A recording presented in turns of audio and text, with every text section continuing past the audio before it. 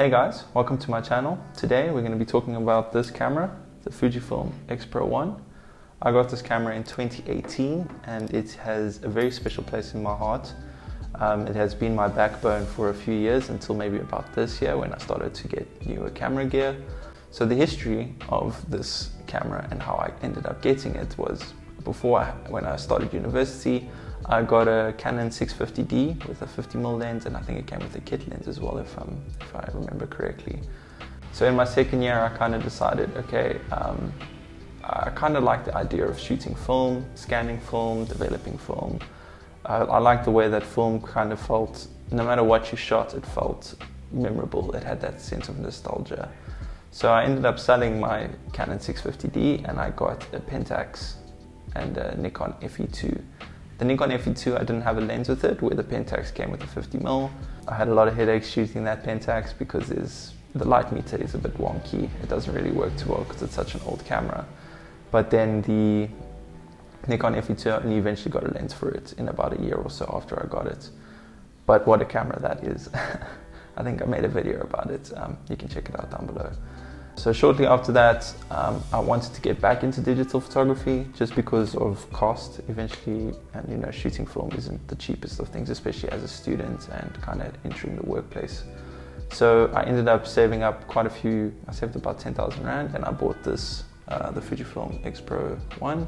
And I also bought the 35 f2 lens together with that. Shortly after that, I started using that setup the most. It was kind of my first, well, not really necessarily first, but after shooting film for so long, for about a year or two, I kind of enjoyed going back to the autofocus. It's quite nippy with the f2, so I chose a good lens for it, you know. And yeah, I had no complaints about it. I used to just shoot on like single spot exposure, so wherever that box was would be where I've aimed at focus and then I can shoot. Only shortly after that, due to budget reasons, to be honest, I ended up buying the adapter for Nikon F lenses because of my Nikon FE2 to the X Pro or the Fuji X mount.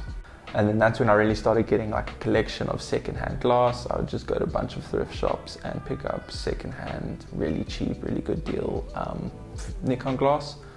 But I used to just put that onto my Fuji, and that would produce such great results because I've always liked the look of film, and that was the best way for me to emulate it, right?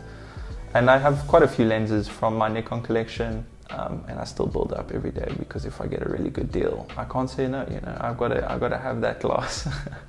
And now recently, maybe last month, I bought some Pentax lenses because they're really cheap in South Africa.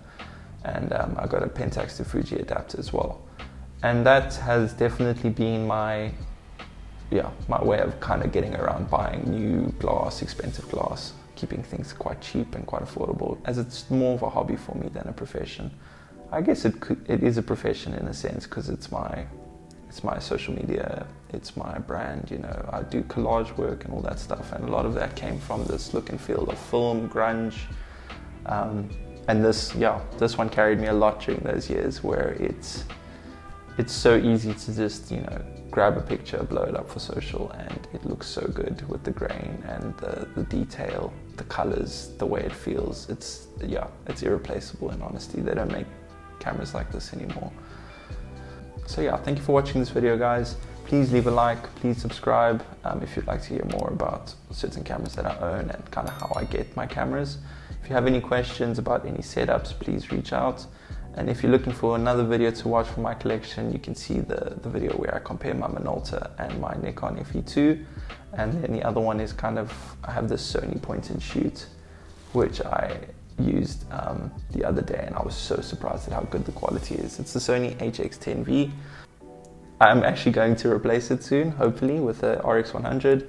But I'm just saving up a bit more before I can do that. But yeah, this made me fall in love with the all-in-one complete package. So definitely check that out. And yeah, thanks for watching, guys. Till next time, peace.